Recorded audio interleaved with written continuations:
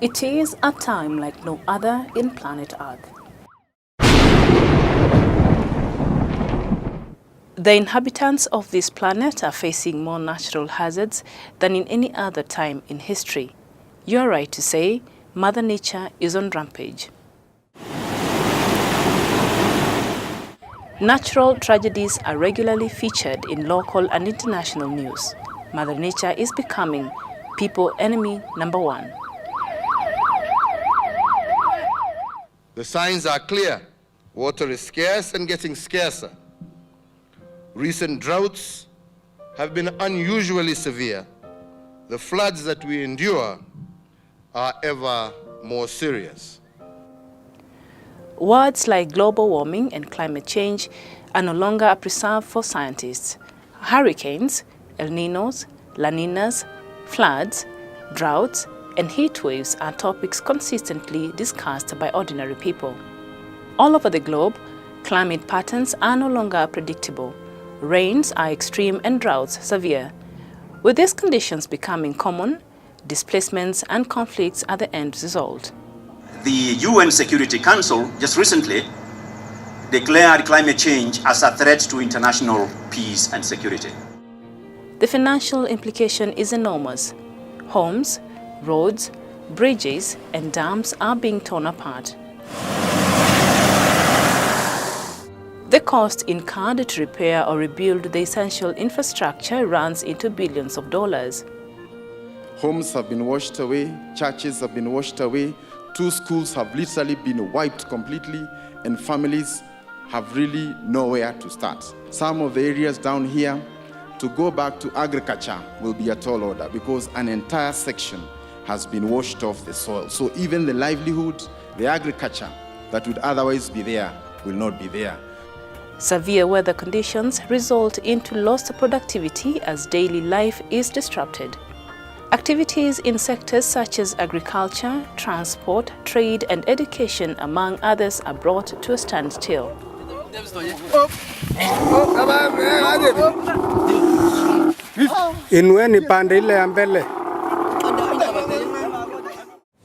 In the epicenter of this mess are people living in arid and semi-arid ecosystems. Pastoral communities, who are majority in drylands, have low adaptive capacity, thus remaining more vulnerable.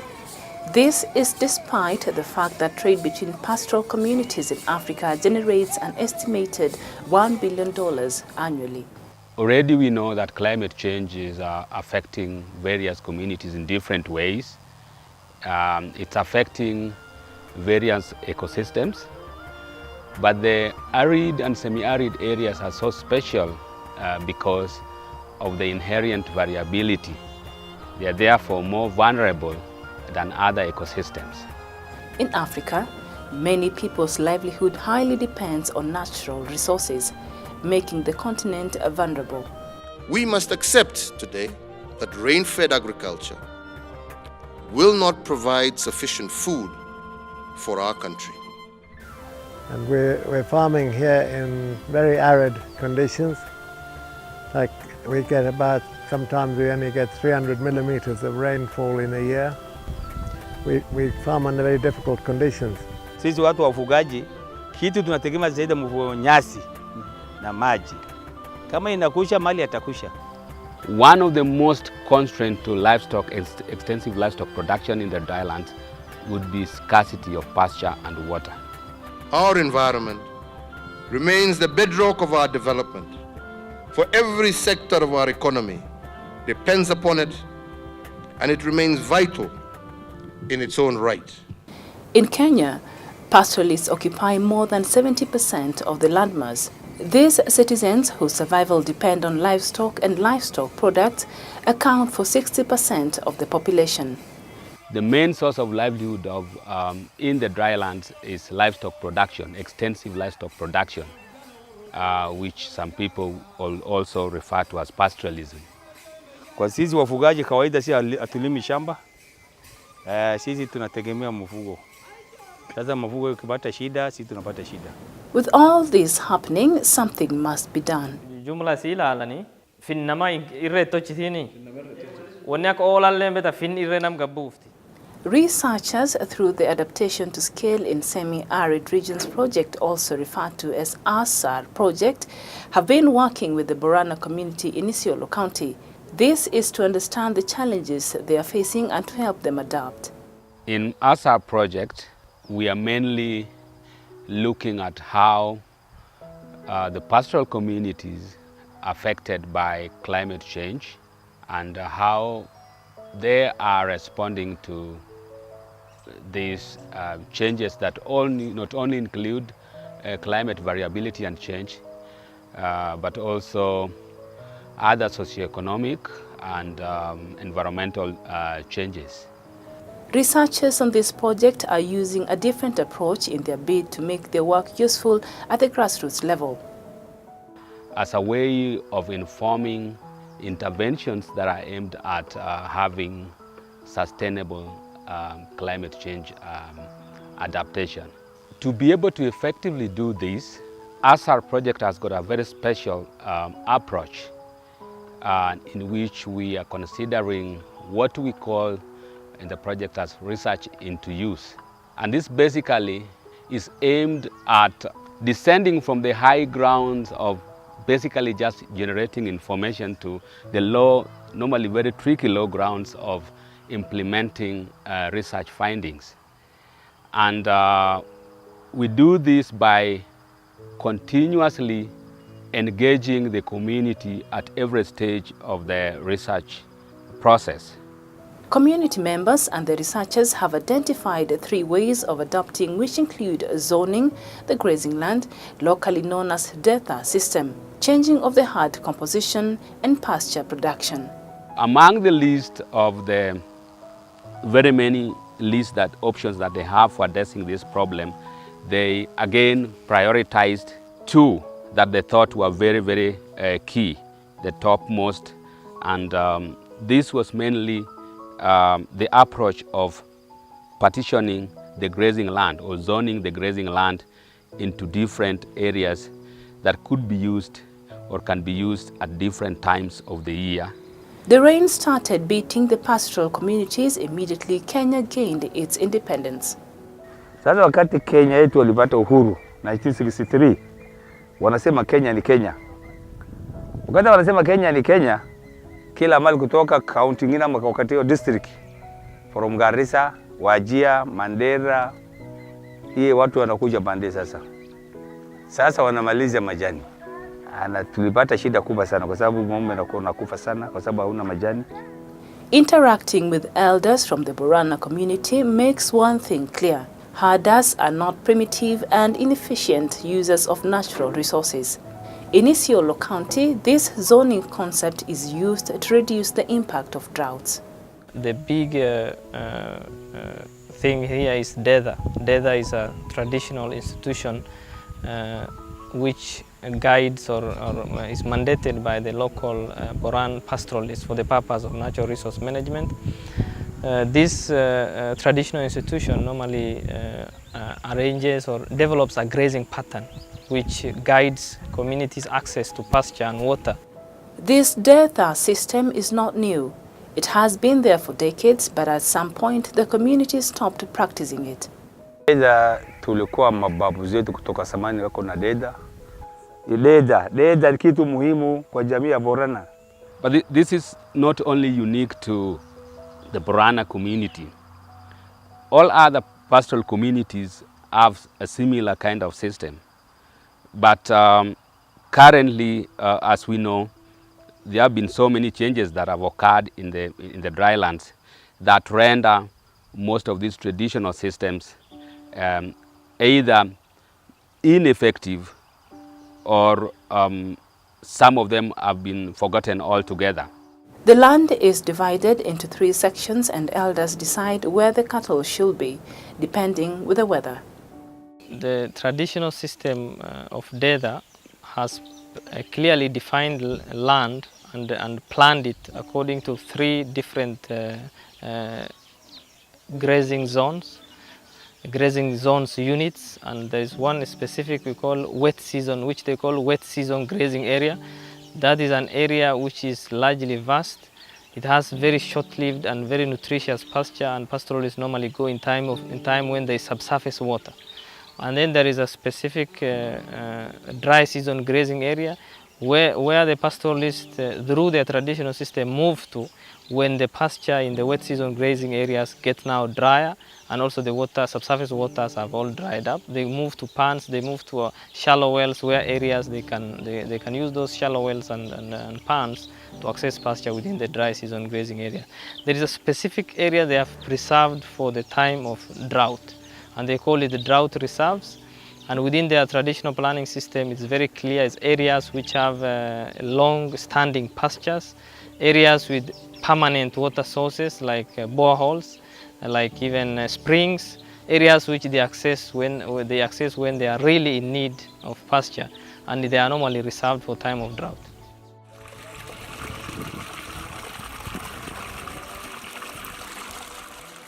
There are many advantages of zoning besides having enough pasture. There is evidence that reviving the zoning system is a good idea. Those using this strategy have enough pasture, which at times they share with their neighbors.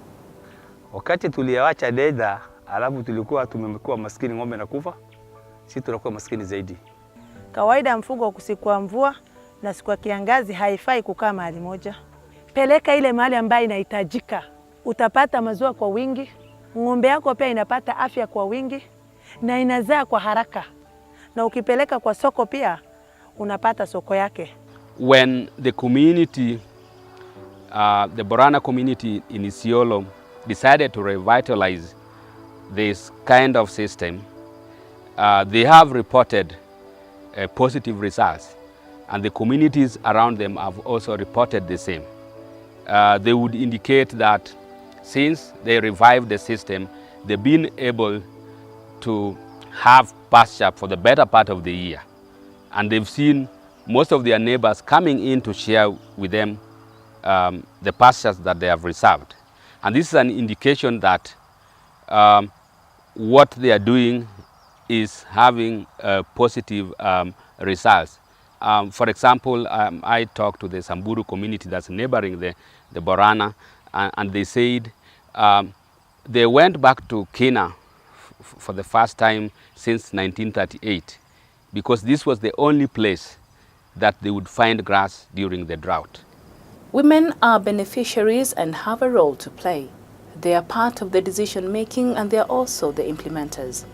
Katika hii dedha, majukumu ya kina mama huwa inakuanga mingi sana zaidi wa baba.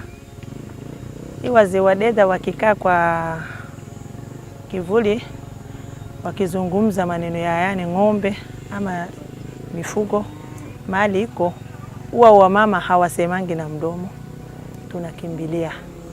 Kwa hivyo wewe kutoka tulianza tuko sawa, kwa sababu ng'ombe imenona, maziwa iko. Haya kina mama kama anaenda kukamua aende distance mrefu, aende distance mrefu anakamulia karibu na wanarudi kwa watoto yao. Yaani upande wa dedha huwa pia tunahusika kwa dedha. Ni sisi ndio tunatoa amri kwa baba, tunasema uwe mfugo hii ihame iende mahali ambaye inahitajika kwa sasa. This is an area where conflict over pasture is a normal thing. The Council of Elders has other roles to play. Other responsibilities as in on issues about any inter-communal conflict, and even inter-family conflict within the communities, the issues about festivals within the communities, they are the ones who also guide on that. They lead in processes of prayers within the communities, and largely on the aspect of ensuring that culture of the community is also sustained and protected. Tumejadiliana, tumejitengeneza sharia yetu kulinda ardhi yetu, ile mali yetu. Mtu kutoka nje ikiingia mpaka bige report. The climate is changing, and so is the landscape. Pastoralists are also expected to move with speed. The second most preferred scenario or option for addressing the problem was changing of the herd composition, because what we have realized is that the pastoral landscape is mainly shifting from grassland to a sort of woody vegetation dominated kind of grazing lands.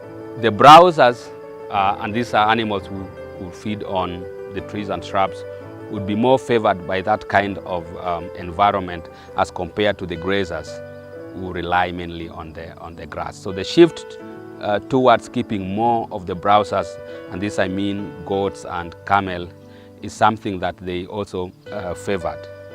Hii ngamia pia mzuri kwa sababu wakati ukame anachukua muda mrefu na akosi maziwa, sababu inakulanga juu ya miti, na sisi mbuzi na ng'ombe, mbuzi na kondoo iko chini, ngamia na mbuzi nyeupe wanakula juu ya miti.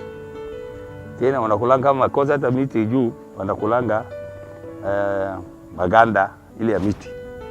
A camel, due to climate change, is being adopted by many who have not been keeping the camels. In particular, like Isiolo, we have the larger Boran communities, which are cattle ranching communities, cattle keeping communities, who are now, due to climate change, which has affected them, losing a lot of, in each drought, losing a lot of cattle, are now coming to be introduced to camel skipping because it will withstand those drought. Wingi sisi sasa kuanzia last year, ukame ya juzi, watu wamenunua ngamia mingi sana kwa sababu 30, 40, 50, 10, 5. The difficult times have created a conducive environment for innovators. There is an emergence of entrepreneurs commanding emerging markets, creating jobs and business opportunities. Industries are coming up very fast. Like Isiolo now, we have 2 cooperatives which are operating on a daily basis on milk. Alulei Cooperative was registered in the year 2010 and all its members are women. The members produce, buy and distribute camel milk to consumers in various towns. Hii kina mama maziwa yao ya gamu yao binafsi iko, lakini wengi maziwa tunachukua kwa customer nje. Kila mwanamke ya members anatafuta maziwa vile ya kubata. This has opened an avenue for women in this region to involve themselves in income-generating activities. One of the industries that even you cannot find women is the industry of the livestock. Very few. The milk industry and the meat industry is the women who are controlling the larger part of the value chain. And why? Is because one thing, it can be positive or it can be negative, because it's too demanding. It's an industry which needs a lot of time consumption. And men want a quick things. They want something which they can come, exchange there and move away. Hii kina mama iko na watoto wanasomesha. Unajua kina mama kama watoto wanasomesha, anafukisha mtoto yake na kosa fee, tunasaidiana wanalipianga. Kama society iko na mtaka kuchukua loan, tunabatia arudishe ajisaidie nayo. Any business being done by the government fails. So we want an innovators, we want our youth, we want our women to come into this industry. They are moving away from the houses, now doing business. If you go back to the payment even of the herders themselves, most of those guys are under the payroll of the women. If you go back at the health, they are the people who are paying for more. Non-governmental organizations have been training the members of the cooperative to enable them expand. Alulei Cooperative is planning to change its product mix to expand its market. Ndio tunakuwa baada hiyo tunabata NGOs, unatukujia, unatubeleka seminar, msomo, mambo ya hygiene, mambo ya kubeshara vile inafanywa, vile inapelekwa pesa bank. Nimepeleka sisi training ya kutengeleza maziwa ya gamia, yogurt, cheese, hata chocolate tunatengeleza. Bora sahi sijaweka soko, ajili sijaweka soko, sijabata laces ya kupeleka soko. The suppliers are increasing, but this cooperative is yet to get new markets. At times, the facility is unable to buy all the milk, leaving the herders with nowhere to take their surplus. Maziwa yanaanza kuongezeka mpaka unafika saa ya mvua 6,000 unaingia kwa siku. Sichukui maziwa nje, maziwa hii area ya hii Isiolo tu. Kama saa hii maziwa ni mingi, na hakuna soko ya kupeleka Isli peke yake. Soko yetu ni Isli peke yake. Sasa kama tuko na soko ingine tukibata, tuko na maziwa kutosha ya kupeleka soko ingine. Kama hakuna soko napeleka leo 6,000 liters ikiingia, saa ingine naweza tuma 4,000, 2,000 na baki. The sector is facing some challenges, but there are reasons to remain hopeful. There are efforts being made to market camel and camel-related products. Consumers have many reasons to buy these goods. The live animal trade, which is like camel trade, which is happening between Ethiopia and Kenya, is attracting a lot of resources to the country's economy. Because like 3 years ago, we found that a price of camel has pushed from 40,000 Kenya shillings to 120,000 per camel, which we saw that it is thrice the price, which has not even ever risen within the market chain. Maziwa gamia na tena saa hii imesikizana watu, umejua ni dawa. Mtu ya blood pressure, mtu ya sukari, mtu ya typhoid na uwa malaria, damu na njaa, ni dawa yake. Na daktari hata saa hii iko watoto wengi naandikwa. Watu wengine natoka Dika, Karantina, Nyeri, Meru. Iko watu nakuja nasema mtoto yangu daktari ndio ameandikia maziwa, anataka anakuja kununua hapa.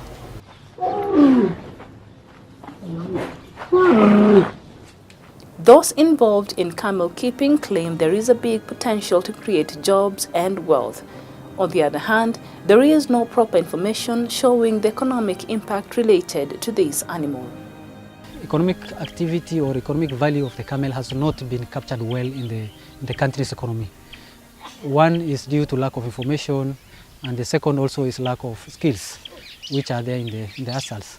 But a recent study which has been done by SNV looking at only camel milk marketing, it has shown that it has generated 80 billion Kenya shillings above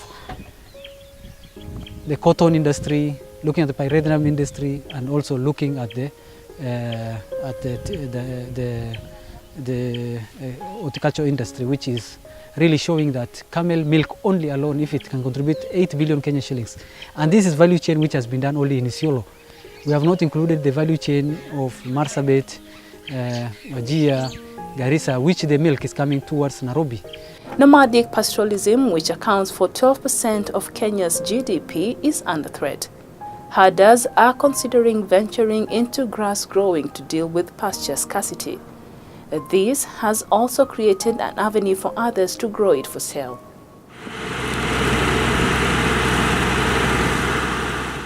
We've tried many different crops, and we've found the most reliable is to grow Rhodes grass, and by doing that we can also help our neighbours by supplying them with hay when they can't get any food for their gombis somewhere else. And so we found that very useful, and in doing that we've perfected the technique of planting this grass. There are several challenges hay producers are facing, but there is one which is worth noting. The challenge is getting the seed. That is the challenge, is to find the seed, because even Kenya Seed right now have no grass seed in stock, nothing.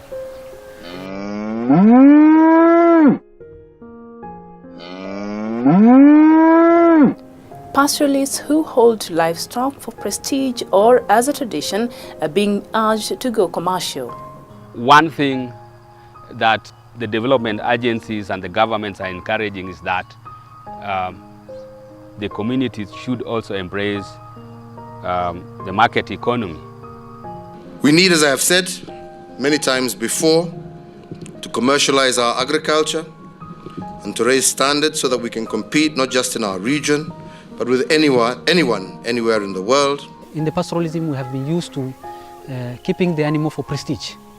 I have 100 camels, then I can marry 1, 2, 3, 4 wives. I have 100 cattle, then I can be respected elder within the community. I have this number of animals, then I can be sit in a big seat of a king under a tree to make a decision for. But we are moving from that towards making more money into the pocket, because more of pastoralism now are changing towards centralization, and more of them, the needs are increasing. Because one, you are taking children to school, and that's a cost which is coming to the family. On the other hand, commercialization that is being supported might bring its fair share of problems. When communities take different pathways, livelihood pathways, there are those who would favor very much the aspect of trying to embrace the market economy, being able to engage in trade or engage in livestock production for the purpose of participating in the livestock market or trade. Then the interests also change in terms of also sharing of resources. Whereas other community members may still want to use traditional system or ways of managing natural resources. The ones which are commercial oriented would also have different interests in this case. And definitely when it comes to that, then there's a conflict of interest. Pastoralism is under threat and millions of people might lose their source of livelihood. Every day, new threats are rising. Interaction between animals from the different borders, because we are now interacting with Ethiopia, we are interacting with Somalia from different borders.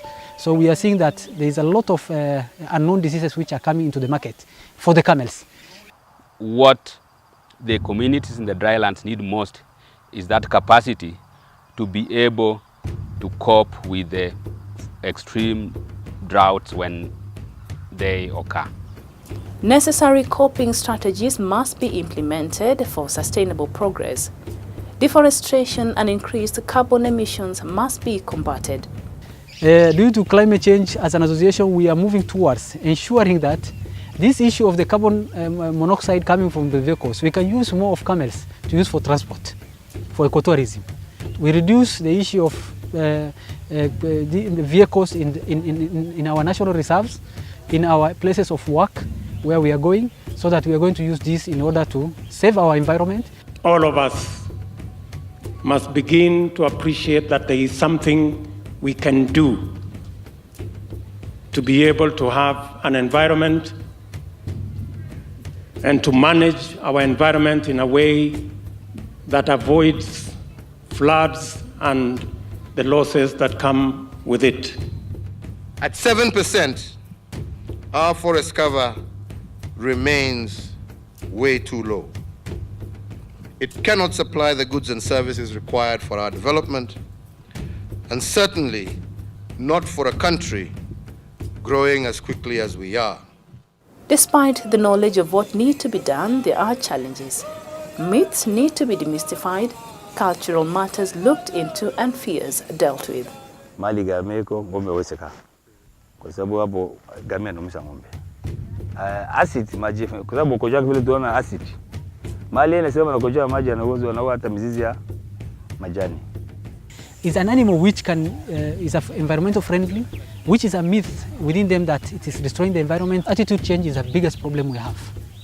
Watu wanasema wengi wanasema tuuze ngamia ngombe tuuze kwa ngamia, lakini tukakemeletu tunakataa. Lakini ngombe pia tunayo, ngamia pia tununue. They know there are challenges within, and there are also some bad things that they expect by embracing camel production. Some of them could be true, there are things that they have observed, but some of them could be things that they just hear from others. Ngamia ikikata hii miti, ikikula majani, hii miti inakauka kabisa. Hii miti sasa ngamia wakati inakula miti wanafuruta. Wakati kufuruta sasa hata mizizi anapata shida. Mizizi nyingine anaongoa. For pastoralism to flourish, the national and county governments, among other stakeholders, have to work with the communities. Government need to work with the communities and improve their traditional system of natural resource management. There are no any conflicting government policies that are currently in place, but some security policies sometimes have impact on largely on how the traditional institutions are managed. Resources within Kenya is available for all Kenyans. So if traditional systems now plan grazing, and then other communities come in, and then the cases go to the security apparatus. They will ask you, these people are Kenyans, they have also right to access these resources, why are you preventing them? For those of us in the national government, as well as county governments, who are responsible for setting the necessary policies and regulating the agricultural sector, we have no choice but to open ourselves to new ideas. If the pastoralists are able to fully adapt to climate change, there will be many reasons to celebrate. So, because if you look at the food security in this country, like the milk, we have 500,000 liters deficit every year in this country, which they have not even, the country has not even looked at the potential of camel milk coming to the market, because we are selling it in informal market. Sisi tutaki mambo relief, sababu tunatosha kulisha watoto wetu, familia yetu, tunajenga, tunasomesha. Mostly due to high poverty level within this area, each and everyone is competing. So competition causes this internal conflict between different communities around. And we are saying that camel can be the answer to reduce those challenges. Vita dunia, vita sasa wamebaki wafugaji. Masai wanapigania Turkana, Bokot, Borana, Somali, Samburu na Rendile. Hivi vyote letanga kukosifu nyasi. Kama kila mtu unabanga data, hakuna vita, hata vita itaisha. Kwa sababu kila leta ngombe yako ikosa nyasi, utafuta kwa kaunti nyingine na kuingia kwa lazima. There is a direct connection between environment, livelihoods, and security. The human race does not have a consensus that global warming and climate change is for real. Despite the variance in opinion, it is evident that climate change, social, cultural, and ecological drifts are having great impact on various ecosystems. One thing is for sure, it is time to prepare for extreme weather. If you want advice and you want to be rich, don't be a farmer. Be a bank manager. Communities initially have seen the haphazard access to water or even pasture has been not fruitful to the way they live and their pastoral system. Climate is terrible. Look at last year and the year before, we got no rain. Now we had no income, nothing. Kila mtu atengeze kwa kaunti yake. Vile sisi tunapanga mpango yetu, wao pia wapange yao. Kama bado fahamu, ukuje tuonishe hawa ama tufuze hawa kama mwalimu. Nitabadilisha ngamia kwa ng'ombe kwa ngamia. Mbuzi kwa kondoo. Kwa maana hiyo ndo inaweza dumu siku ya jilali.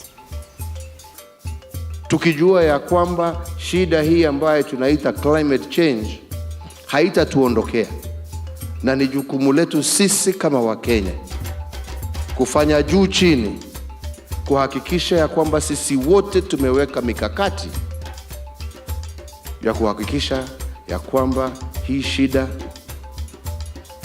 mwaka huu ni jangwa la mafuriko, mwaka mwingine ni mambo ya ukame. We must acknowledge that we need to work together to prevent this.